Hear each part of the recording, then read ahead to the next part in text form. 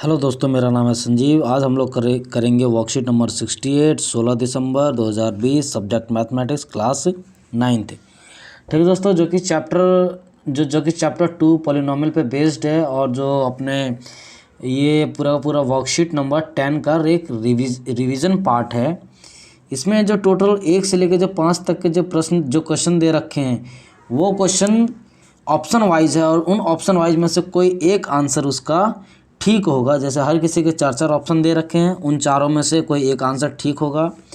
तो आपने बहुत डिटेल से आपने जो स्टार्टिंग में जो वर्कशीट किया होगा आपने बहुत डिटेल से पढ़ा है, तो इसमें मैं ज़्यादा आपको फ़िलहाल डिटेल नहीं बताऊंगा। फ़िलहाल मैं एग्जैक्टली इसके आंसर्स पे फोकस करूंगा। ठीक है दोस्तों, तो आइए हम लोग पहले बढ़ते हैं। हमने ये पहले क्वेश्चन की तरफ तो दिया है कि फैक्टर ऑफ ये विल बी, तो इनके जो फैक्टर्स आएंगे दोस्तों वो फैक्टर क्या होगा। तो सबसे पहले मैं आपको दिखा दूं कि इसके पहले फैक्टर होता कैसे है। ये देखिए दोस्तों, ये नंबर दिया हुआ था, इसी नंबर का हमें फैक्टर निकालने के लिए बोला था। अगर आप इसको फैक्टर करोगे तो कुछ इसमें कन्वर्ट हो जाएगा, फिर उसके बाद ये और उसके बाद ये। तो ये जो नंबर आएगा ये नंबर आपका इसी नंबर का फैक्टर कहलाएगा। ठीक है, जब फैक्टर कर देते हो तो ये आंसर आपको मैच करके देखना है कि ऑप्शन 1, ऑप्शन 2, 3, 4 किससे मैच करा था। अगर आप क्लियरली देखोगे तो ये आपका ऑप्शन 1 से मैच करेगा, तो option 1 is the right answer. ठीक है दोस्तों, आइए देखते हैं हम लोग इसका सेकंड क्वेश्चन।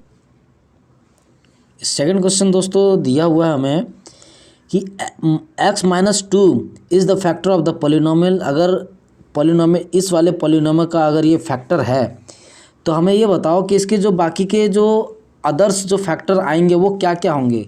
ध्यान देना, यहाँ पे पावर x की पावर 3 दे रखी है। 3 देने का मतलब इसके टोटल फैक्टर 3 निकलेंगे। एक फैक्टर तो ये दिया हुआ है और इसके जो 2 मिसिंग फैक्टर वही हमें फाइंड आउट करने की ज़रूरत है, क्योंकि आप क्लियरली देख सकते हो कि इन चारों ऑप्शन में x-2, x-2, x-2, x-2 दिया हुआ है।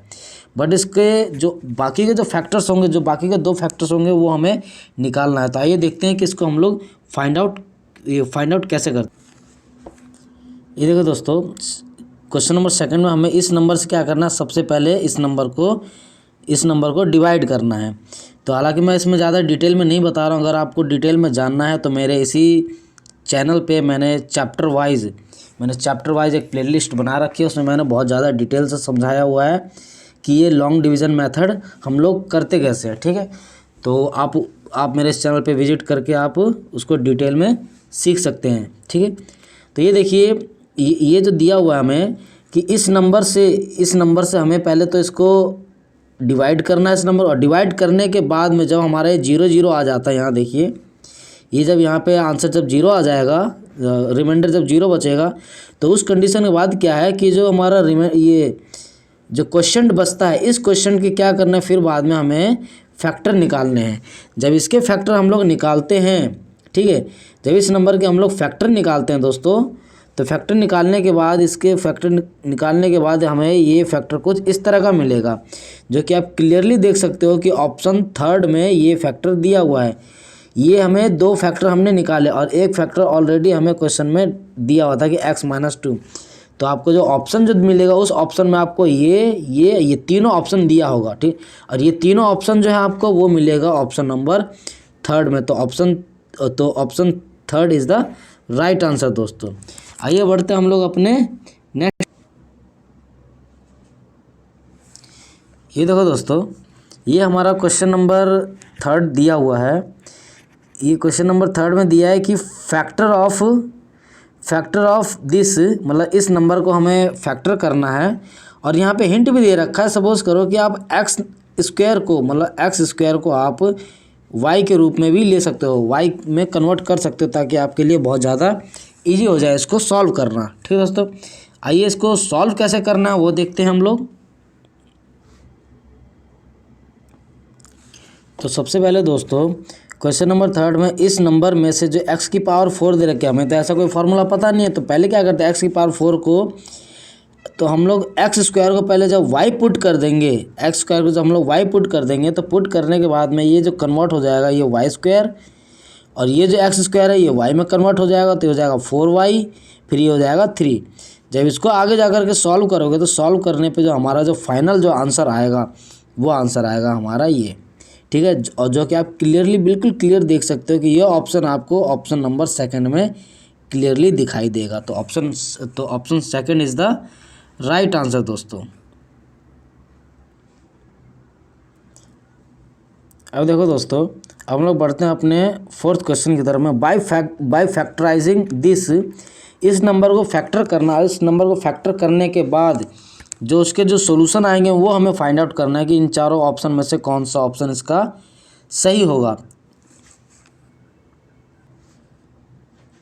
ये देखो दोस्तों, क्वेश्चन नंबर 4 में हमें इस नंबर के फैक्टर करने हैं। अब जब इस नंबर के फैक्टर करोगे तो फैक्टर करने पे आपको कुछ इस तरीके से इसको फैक्टर करोगे, इन दोनों नंबर को, सॉरी इस नंबर को आप इसमें तोड़ोगे। तोड़ने के बाद फिर यहाँ से जो कॉमन आएगा नंबर, वो नंबर कुछ ये कॉमन आएगा, ठीक है, ये नंबर कुछ कॉमन आएगा और कॉमन लेने के बाद में ये हमारा फाइनली आंसर होगा। तो ये जो होगा ये फाइनली आंसर होगा हमारा दोस्तों, ठीक है। तो आप क्लियरली देख सकते हो कि ये ऑप्शन हमें ऑप्शन नंबर 4 में दिखाई देगा। तो option 4 is the right answer दोस्तों। अब बढ़ते हैं हम लोग अपने नेक्स्ट क्वेश्चन की तरफ।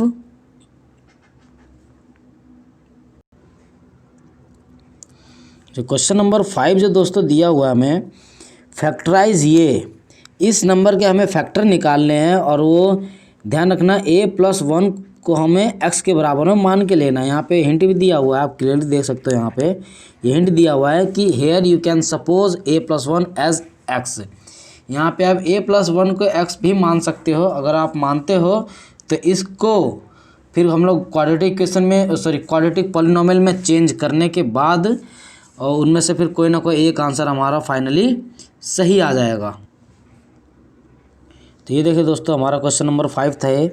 इस नंबर को हमें क्या करना है, सबसे पहले सबसे पहले a+1 है उसको तो हमें x मानना है। जब हम उसको x मान लेंगे तो इस नंबर को x मानेंगे तो इसमें कन्वर्ट हो जाएगा, इसे x मानेंगे तो इसमें कन्वर्ट हो जाएगा, ठीक है। और जब ये कन्वर्ट होने के बाद ये हमारा ये क्वाड्रेटिक पॉलिनोमियल बन गया। जब क्वाड्रेटिक पॉलिनोमियल बन जाता है तो मिडल टर्म स्प्लिट करने के बाद, मिडल टर्म हम लोग जब स्प्लिट करेंगे तो ये कुछ सोल्यूशन इस तरीके से आएगा। अब ध्यान देना, यह भी फाइनली आंसर नहीं आया है, क्योंकि हमने जो एक्चुअली हमारा जो आंसर जो ये आया है ये एक्चुअली फाइनल आंसर नहीं है, क्योंकि हमने x के जगह पे हमने a+1 को x माना था। तो हमें क्या करना पड़ेगा, वापस से x की वैल्यू दोबारा जो a+1 थी हमें वापस से रखनी पड़ेगी।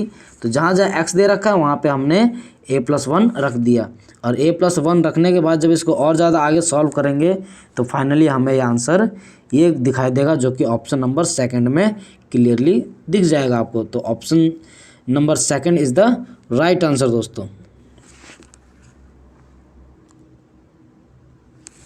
तो क्वेश्चन नंबर हम लोग सेकंड क्या है हमारा, under tree plantation programme of class 9th planted total इतना ट्रीज, मतलब आपको जो क्लास 9th के बच्चों ने टोटल इतने नंबर पेड़ पौधे लगाए हैं, ठीक है।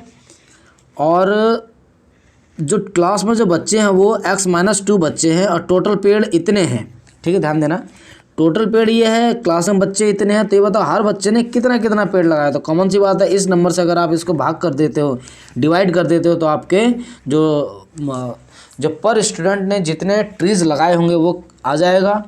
या इसको हम इन टर्म्स, या हम दूसरे तरीके से ऐसे भी कह सकते हैं कि जो बच्चों ने जितने बच्चे थे, इन बच्चों में से जो पर बच्चे ने जितना, जो पर स्टूडेंट ने जितना पेड़ लगाया है उस नंबर को अगर मैं मल्टीप्लाई कर देता हूँ तो फाइनली हमारा इतना नंबर आ जाएगा। तो क्या करना है कि इसी नंबर के फैक्टराइज करने हैं, और फैक्टराइज करने के बाद उनमें से एक आंसर तो ये आएगा जो कि नंबर ऑफ स्टूडेंट है, और दूसरा आंसर जो आएगा वो हमारा आएगा नंबर ऑफ ट्रीज़।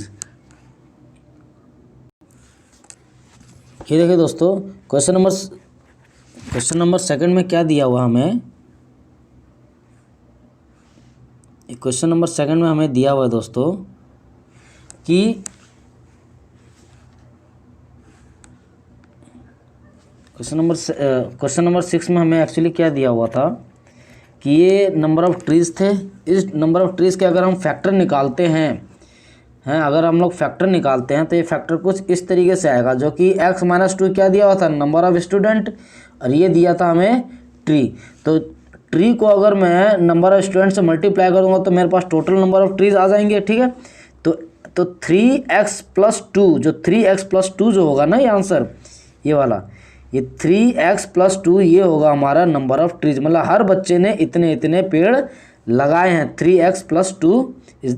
ठीक है,